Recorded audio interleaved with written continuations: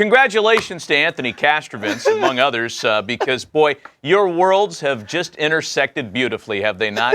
Your favorite TV show meets your hometown. Congratulations, my friend. What a night. What a night, boys. I think that was the reaction of some of the 2019 All-Stars when they made the All-Star selections last summer, too. But, we like to keep it low-key. I didn't like that the Bachelor showed up in my hometown, and, we like to be a nice little hidden gem.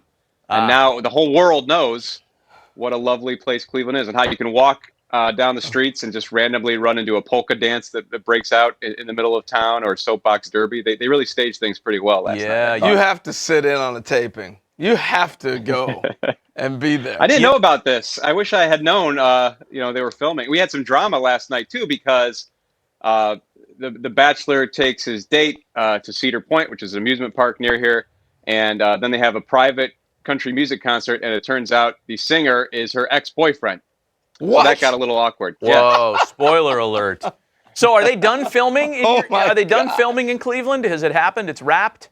It's wrapped, yeah. That was months ago. So, they also had a date at Brown Stadium, which is, of course, I don't know if that was perfect or imperfect. It's not a place to build a lasting relationship. We've seen that with their coaching staffs over the years. But where is my of course, rim neither shot? is the Bachelor. So that's excellent stuff. Amazing. I can imagine that when those young ladies landed at Cleveland Airport, what's it called? Hopkins? Is that what Hopkins, it's? yes. Hopkins Airport, and they were thrilled to be there, and then they see the Superman statue. They learn all about the beginnings of the Superman comic strip serial. What a thrill it must have been for them. All right, so let's get you to some baseball then. You've written on MLB.com about the free agent class of 2021.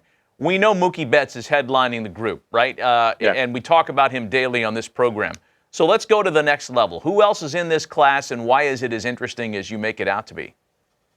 Well, it's certainly not as deep as this winter's free agent class was. So I think we're going to have the wild winter we had this year. In fact, we might have a lot more Bachelor talk next winter. So be prepared for that because free agency might be a little on the slower side. But one guy who is really interesting for me in the position player side, Marcus Semien, and the growth he made offensively last season. He'll be 30 years old next winter as a free agent, but he's improved his plate discipline. He's come a tremendously long way defensively. I mean, you go back to 2015, he made 35 errors at shortstop. There was some thought that he would not stick at the position, but he has stuck in a big way. He's Ron Washington worked with him some years back, and now he's one of the better rated defenders in the sport. So you combine that with the offensive improvement. If he can stabilize that here in 2020, he's in really good shape. Now, what's interesting there, though, at shortstop is the following year. Now we're really getting ahead of ourselves, but you get into 2022, you look into that free agent class, and it's Francisco Lindor, Carlos Correa, Corey Seager, Trevor Story. It's loaded. Javier Baez. So it'd be interesting to see how teams navigate the shortstop market a year from now, knowing that 2 years from now, it's really loaded. So Marcus Semien, can we possibly see him move from Oakland as well? Just like we're hearing this talk with Mookie?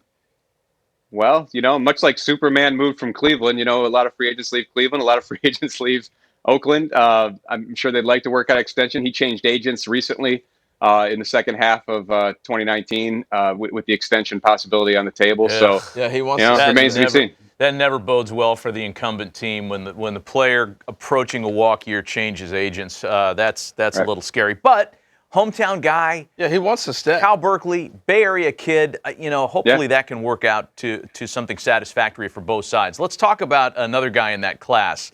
George Springer is really interesting right now, given the flood of bad news that the Astros have been hit with. And by the way, every bit of it self-inflicted. I was one that thought, Anthony, maybe a way to just kind of change things around a little bit, put some positive stuff out there is do a deal with Springer. And hey, if it costs you a little bit more as a PR move, then do it. I mean, nobody can disagree with the talent. Is he going to be allowed to get to a walk year, or do you think the Astros re-sign him in the next season?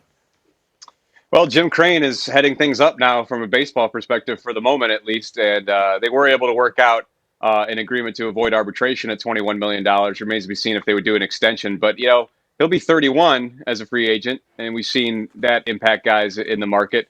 Didn't hurt Josh Donaldson so much to be 34 this year. And Springer, he had a monster year last year when healthy. He has been banged up a bit over the last 3 seasons. But when healthy, this guy's a monster. He's been an absolute postseason monster. We've seen that with 15 home runs in the postseason. But all these Astros players now face this cloud of suspicion, for better or worse, and fair or unfair, it's there. I will say, in Springer's defense, in his career, he actually has a higher OPS on the road than at Minute Maid Park, and in 2017 in particular, he did as well.